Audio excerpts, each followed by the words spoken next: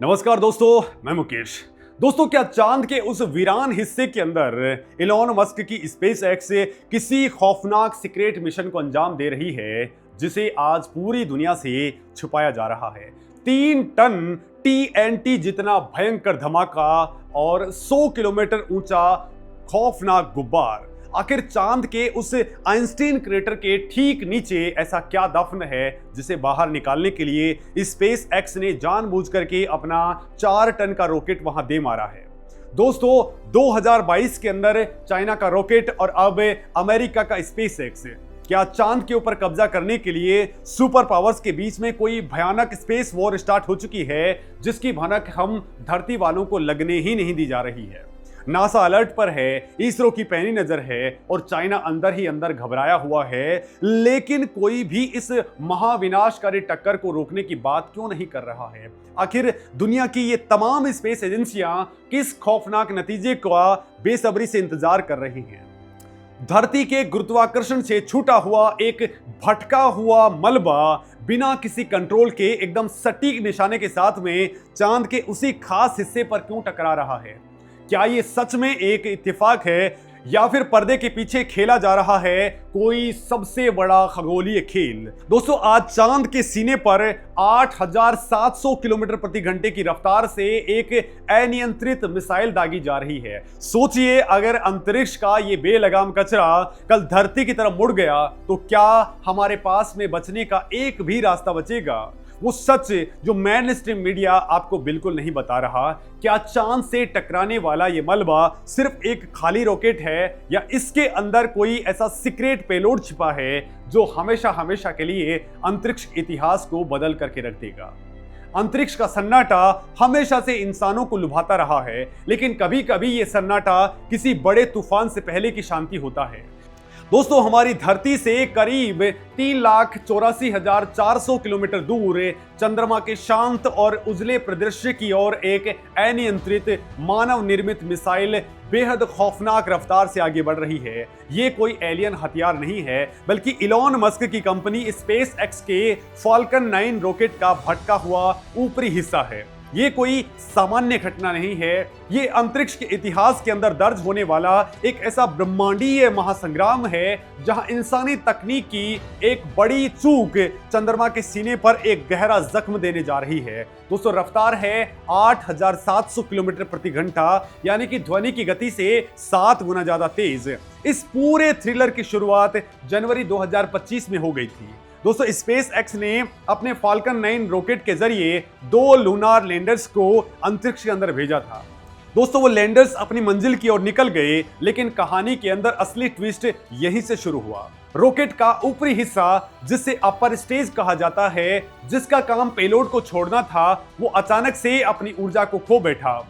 अंतरिक्ष विज्ञान के नियम के मुताबिक ऐसे मलबे को या तो सूर्य की कक्षा के अंदर धकेल दिया जाता है या फिर उसे धरती के वायुमंडल में लाकर के जला दिया जाता है। लेकिन दोस्तों, इस रॉकेट के पास में ऐसा कोई भी करने के लिए पर्याप्त इंजन बचा ही नहीं था। तब दोस्तों, नतीजा ये हुआ कि ये मलबा पृथ्वी और चंद्रमा के बीच के जटिल गुरुत्वाकर्षण के भंवर के अंदर फंस गया। दोस्तों, इसे चाओस्टिक ऑर्बिट कहते हैं। महीनों तक ये रॉकेट धरती और चांद के बीच में एक पेंडुलम की तरह झूलता रहा। हर चक्कर के साथ में चंद्रमा का गुरुत्वाकर्षण इसे अपनी ओर खींचने लग गया और आखिरकार इसका रास्ता सीधे चंद्रमा के पश्चिमी हिस्से से टकराने के लिए सेट हो गया। लेकिन दोस्तों, सवाल यह है कि जब कोई चीज 8,700 किलोमीटर प्रति घंटे की रफ्तार से किसी ग्रह या उपग्रह से टकराती है तो क्या होता है? वो महज एक दुर्घटना नहीं होती, वो एक प्रलयंकारी विस्फोट होता है। ये टक्कर चंद्रमा के पश्चिमी हिस्से के अंदर मौजूद आइंस्टीन क्रेटर के पास में होने वाली है।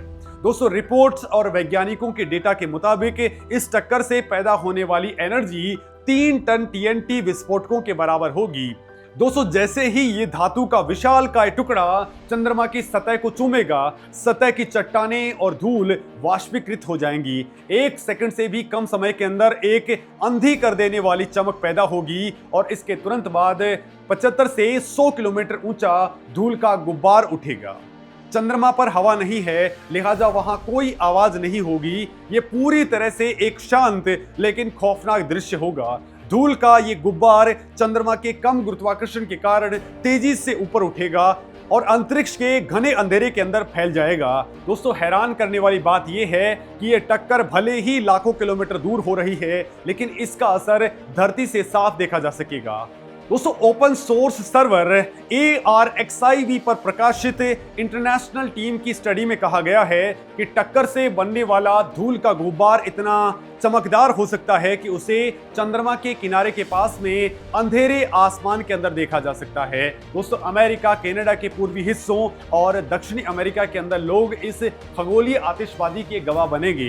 अंतरिक्ष के शौकीन जिनके पास में अच्छे सेंसिटिव टेलीस्कोप्स हैं, वो चंद्रमा के किनारे पर उठने वाले इस चमकते हुए गुब्बार को स्पष्ट रूप से देख सकेंगे। दोस्तों, ये चमक कुछ मिनटों तक आसमान के अंदर एक भूतिया रोशनी की तरह फैलती रहेगी। लेकिन दोस्तों, क्या ये सिर्फ एक खगोलीय घटना है या पर्दे के पीछे कोई बहुत बड़ा जियोपॉलिटिकल गेम चल रहा है? इस अभूतपूर्व घटना ने दुनिया भर के वैज्ञानिकों और सरकारों को हाई अलर्ट पर ला दिया है। दोस्तों, ये एक आपदा होने के साथ साथ विज्ञान और स्पेस डोमिनेंस के लिए एक बहुत बड़ा अवसर भी है। दोस्तों, चंद्रमा की सतह के नीचे क्या है, ये जानने के लिए इससे बेहतर और मुफ्त का मौका नहीं हो सकता है। अमेरिकी स्पेस एजेंसी नासा इस घटना को लेकर के सबसे ज्यादा उत्साहित है। नासा का लूनार रिकॉन्नेसेंस ऑर्बिटर यानी कि LRO जो चंद्रमा की परिक्रमा कर रहा है, उसने अपने कैमरेज और सेंसर्स को रिकैलिब्रेट कर दिया है।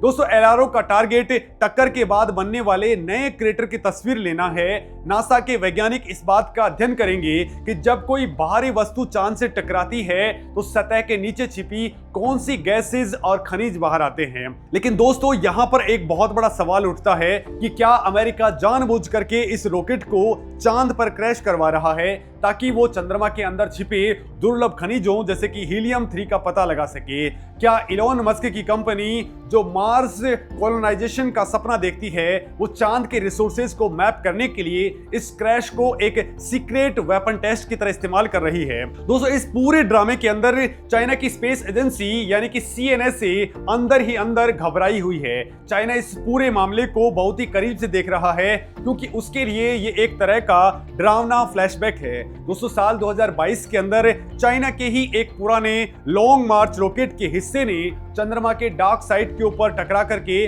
2 बड़े गड्ढे बना दिए थे। तब अमेरिका ने चाइना पर अंतरिक्ष के अंदर कचरा फैलाने का आरोप लगाया था। आज जब अमेरिका अपना रॉकेट चांद के ऊपर टकरा रहा है तो चाइना अपने चांगी मिशन के ऑर्बिटर्स और लूनर रोवर्स के जरिए चंद्रमा के वातावरण में धूल के फैलने के पैटर्न का अध्ययन कर रहा है। दोस्तों, चाइना डरा हुआ इसलिए है क्योंकि वो चंद्रमा के दक्षिण ध्रुव के ऊपर अपना परमानेंट बेस बनाने की तैयारी कर रहा था।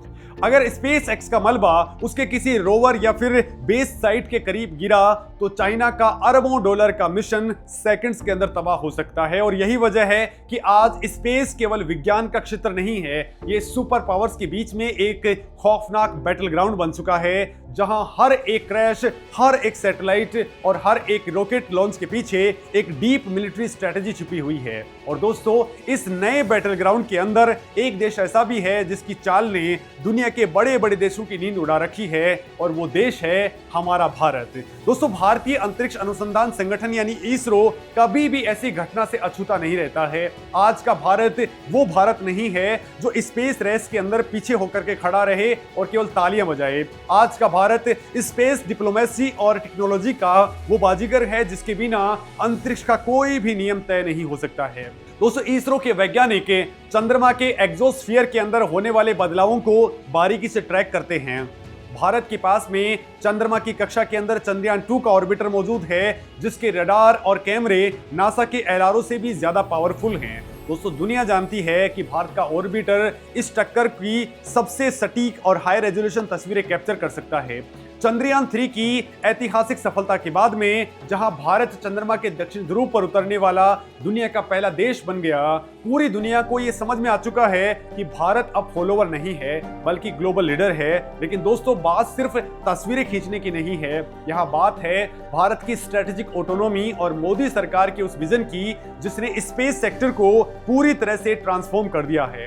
आज भारत के अंदर प्रोजेक्ट नेत्रा काम कर रहा है। ये इसरो का एक अर्ली वार्निंग सिस्टम है जो अंतरिक्ष में मौजूद 10 सेंटीमीटर तक के छोटे कचरे को भी ट्रैक कर सकता है। दोस्तों, जब स्पेस एक्स का ये रॉकेट चांद की तरफ भटका तो भारत के रडार्स और ऑप्टिकल टेलीस्कोप भी इसे मॉनिटर कर रहे थे। भारत सरकार ने स्पेस सेक्टर को प्राइवेटाइज करके एक मास्टर स्ट्रोक चला है। इन स्पेस जैसी पहल के जरिए आज भारत के प्राइवेट स्टार्टअप्स डिफेंस और स्पेस टेक्नोलॉजी के अंदर ऐसे इनोवेशंस कर रहे हैं जो सीधे तौर पर अमेरिका और चाइना को टक्कर दे रहे हैं। दोस्तों, विदेशी निवेश बढ़ रहा है और भारत की स्पेस इकोनॉमी रॉकेट की रफ्तार से आगे बढ़ रही है। अगर फ्यूचर के अंदर अंतरिक्ष का कचरा भारत के सैटेलाइट्स के लिए खतरा बनता है तो आज भारत के पास में एंटी सैटेलाइट वेपन यानी कि ईसैट मौजूद है। मिशन शक्ति के जरिए भारत ने दुनिया को दिखा दिया था कि अगर स्पेस के अंदर हमारे हितों पर आँच आई तो हम स्पेस में ही दुश्मन के सैटेलाइट्स को नेस्तनाबूद कर सकते हैं। दोस्तों, भारत अपनी सुरक्षा को लेकर के किसी भी तरह से निर्भर नहीं है। आज के समय में जब सैटेलाइट्स के जरिए पूरी दुनिया का कम्युनिकेशन और डिफेंस नेटवर्क चलता है, तब अंतरिक्ष के अंदर अपनी संपत्तियों की रक्षा करना राष्ट्रीय सुरक्षा का सबसे बड़ा हिस्सा बन गया है। दोस्तों, स्पेस एक्स के इस भटके हुए रॉकेट ने एक बहुत ही गंभीर खतरे की घंटी बजा दी है। आज चंद्रमा पर किसी एक देश का कानून नहीं चलता। अमेरिका ने आर्टेमिस अकॉर्ड बनाया है जिस पर भारत ने भी सिग्नेचर किए हैं। ये एक शांतिपूर्ण समझौते की तरह दिखता है, लेकिन इसके पीछे की असल सच्चाई स्पेस रिसोर्सेज के ऊपर कंट्रोल करना है। भारत ने इस समझौते के अंदर शामिल होकर के ये सुनिश्चित किया है कि चंद्रमा के संसाधनों के ऊपर किसी एक देश का एकाधिकार न हो। दूसरी तरफ चाइना और रसिया मिलकर के अपना इंटरनेशनल लूनार रिसर्च स्टेशन बना रहे हैं। तो सोचिए, अगर कल को चाइना का कोई रॉकेट अमेरिका के लूनर बेस पर जाकर के गिर जाए या अमेरिका का कोई रॉकेट चाइना के रोवर को तबाह कर दे तो क्या होगा? क्या इसे एक दुर्घटना मान लिया जाएगा या फिर इसे स्पेस के अंदर युद्ध का ऐलान समझा जाएगा? स्पेस एक्स का ये इंसिडेंट इसी खतरे का एक लाइव डेमो है। स्पेस वेपनाइजेशन अब कोई साइंस फिक्शन थ्योरी नहीं है। लेजर वेपन्स, किलर सैटेलाइट्स और साइबर अटैक्स के जरिए देश एक दूसरे के स्पेस इंफ्रास्ट्रक्चर को टारगेट करने की कैपेबिलिटी विकसित कर रहे हैं। जैसे जैसे इस टक्कर की उल्टी गिनती स्टार्ट हो रही है, दुनिया भर की दूरबीनें चंद्रमा के उस हिस्से की ओर मुड़ चुकी हैं। ये केवल एक रॉकेट के चांद से टकराने की कहानी नहीं है, ये एक इंसानियत के लिए भयंकर चेतावनी है। हम स्पेस के अंदर लगातार कचरा छोड़ रहे हैं। पृथ्वी की निचली कक्षा यानी कि एलियो के अंदर इस वक्त लाखों की तादाद के अंदर स्पेस डेब्रीज यानी अंतरिक्ष का कचरा 27,000 किलोमीटर प्रति घंटे की रफ्तार से घूम रहा है। आज स्पेस एक्स का रॉकेट चांद से टकरा रहा है। कल को अगर ये मलबा इंटरनेशनल स्पेस स्टेशन यानी कि ISS या फिर भारत के किसी अहम कम्युनिकेशन सैटेलाइट से टकरा गया तो पूरी दुनिया का GPS, बैंकिंग सिस्टम और डिफेंस नेटवर्क सेकंड्स के अंदर ठप हो जाएगा। दोस्तों, ये आइंस्टीन क्रेटर पर होने वाला महाविस्फोट कुछ पलों के लिए आसमान को तो रोशन कर देगा, लेकिन ये दुनिया भर के नीति निर्माताओं और वैज्ञानिकों को कई रातों तक जगाए रखेगा। स्पेस ट्रैफिक मैनेजमेंट अब दुनिया की सबसे बड़ी जरूरत बन गया है और भारत इस डायरेक्शन के अंदर ग्लोबल मंच पर बहुत जोरदार तरीके से अपनी आवाज को बुलंद कर रहा है। दोस्तों, कूटनीति के मंच पर भारत स्पष्ट कर चुका है कि आउटर स्पेस सभी के लिए है, किसी एक सुपर पावर की जागीर नहीं है। क्या ये सच में एक गलती थी या फिर स्पेस डोमिनेंस की आड़ में किया गया कोई एडवांस वेपन टेस्ट?